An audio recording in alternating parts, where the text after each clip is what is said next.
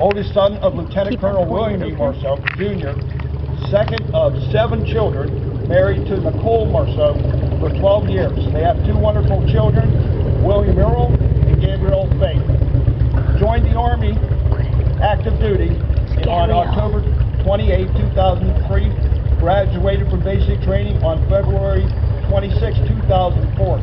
Served 26 months on active duty at Fort Lewis before joining the Pennsylvania Army National Guard. You guys are annoying. Listen, you need to stop. 2006. Currently has 15 years of completed service. Going to reach his 16th year this coming October. 2 combat tours in Iraq.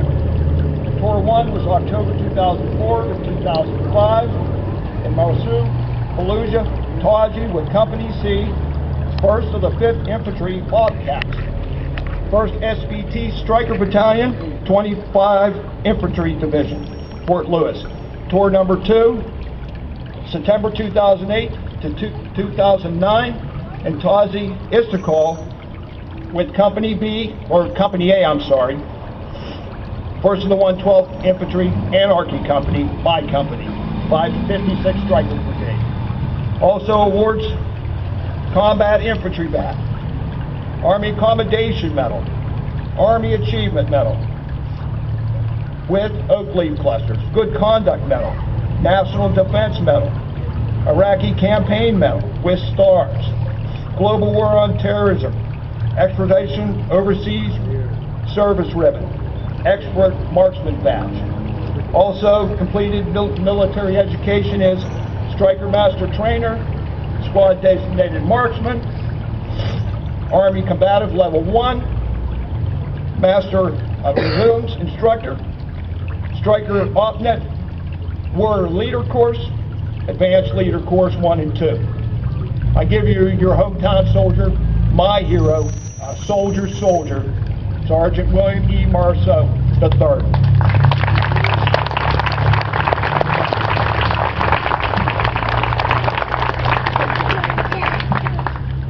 Well, hopefully I can live up to it after that introduction. I want to start by thanking you all for coming out here today and thanking the good Lord for some beautiful weather. One of our greatest military commanders, General George Patton, said, "It is foolish and wrong to mourn men who have died. Rather, we should thank God that such men lived." Today we gather not to mourn, but to remember. We stand here today to honor our fallen soldiers, brave men and women who gave their lives in battle so that we may continue to live in the land of the free and the home of the brave. Today across this nation, people will gather at events much like this. Elected officials and military members will give speeches honoring our fallen. Cities and communities will put aside their differences and join together in remembering and honoring those who made the ultimate sacrifice. During this time of political and social divide, Memorial Day comes as a breath of fresh air. Blue skies clearing away the dark clouds of unrest and division. But what is the true meaning of Memorial Day? What does this day really stand for? As a soldier who has served our country for close to 16 years, as a member of the United States Army, and a veteran of 2 combat tours in Iraq, I will tell you what it means to me. In the Bible, Jesus tells us that the greatest sacrifice a man can make is to lay down his life for his friends. It is for this reason that soldiers since the time of World War I, who have dove on grenades, raced towards hail of bullets, braved artillery and mortar fire to rescue a fallen comrade, or with their dying breath, hurled a grenade or charge into any position, silencing it forever, have been awarded our nation's highest honor for valor, the Medal of Honor. Their last brave act of giving their lives in service of our country, saving their fellow soldiers from certain death or capture, their names and deeds forever enshrined in the halls of honor. I have had the honor of personally knowing 3 men who gave their lives on the battlefields of Iraq and Afghanistan. Each one came from a different walk of life, but each answered the call, each served their country, and never looked back. Sergeant Stephen Sherman was the chemical sergeant for Charlie Company 15 Infantry Bobcats out of Fort Lewis. He was a member of 1st Brigade, 25th ID. Fort Lewis was my first duty station after graduating basic training. I remember him as always being a happy guy who loved the military and was always willing to help you out when you needed something. And he was probably the first sergeant I met who wasn't yelling at me for being the new guy. He was killed February 8th, 2005, 20 miles south of Mosul, Iraq, when his Stryker ICB drove over a drain pipe filled with 155 artillery rounds, which exploded, blowing his vehicle to pieces. The IED hit left Sergeant Sherman dead and his driver seriously wounded.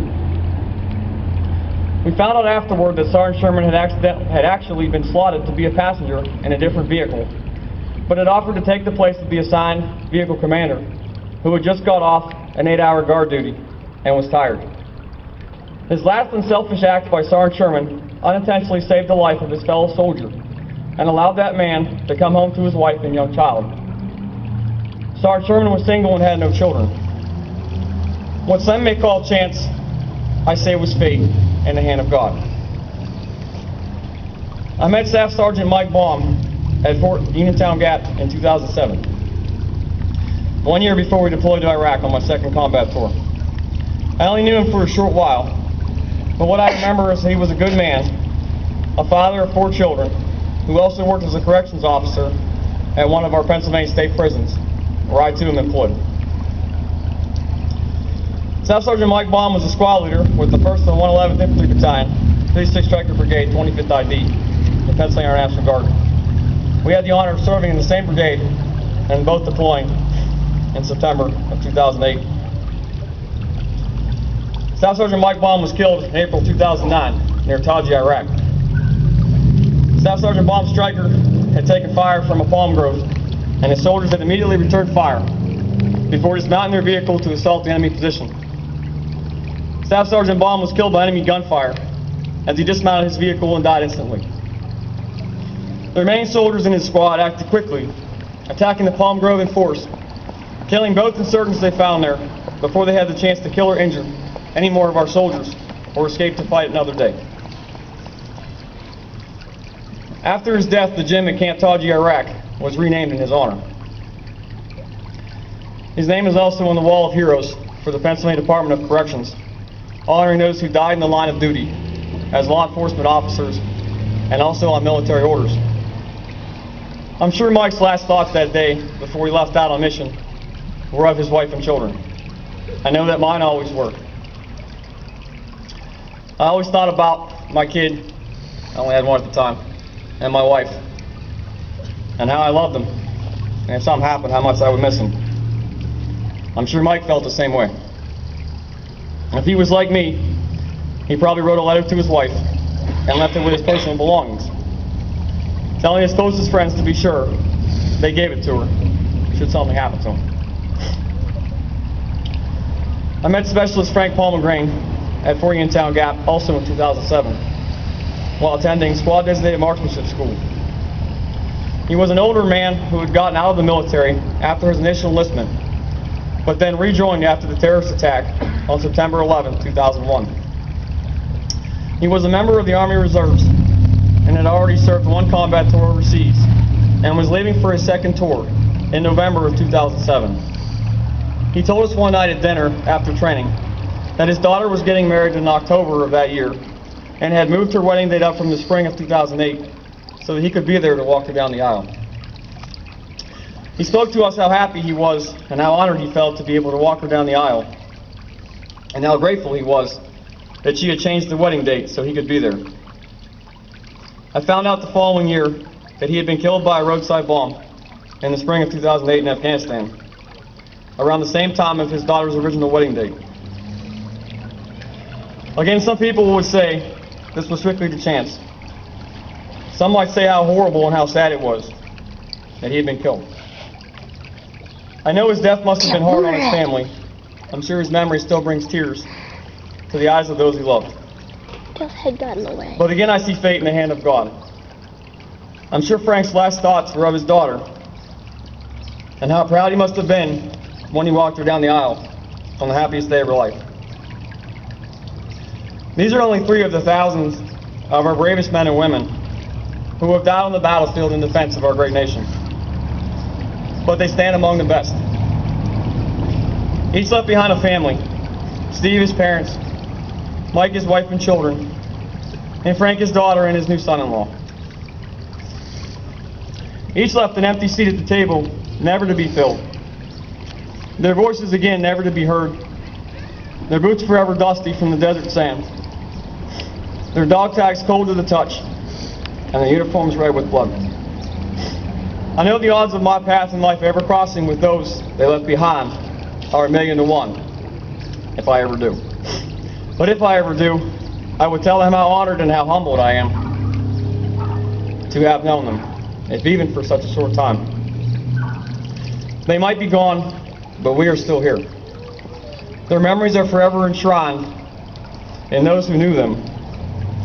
I hope that those of you here today will remember these stories and the sacrifice these men made, and say a prayer for those they left behind.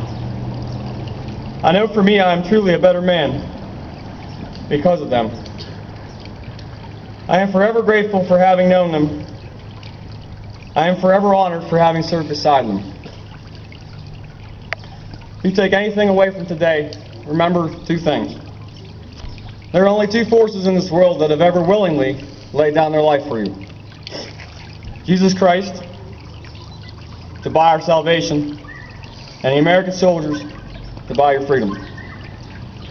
I will end my time here today with a simple request. Take some time this week to visit your local cemetery. Walk among the tombstones, stop at each flag-marked grave, and say a prayer for the soldiers who lay there.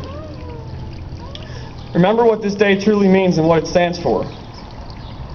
Remember that freedom is not free, but the price has been paid with the lives of American soldiers and the blood they have shed, and will continue to be paid by the brave men and women of the United States military.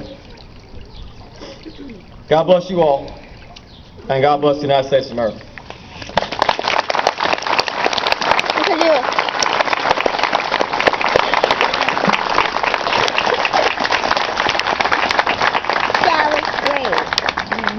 Put a tear in my eye. The next selection is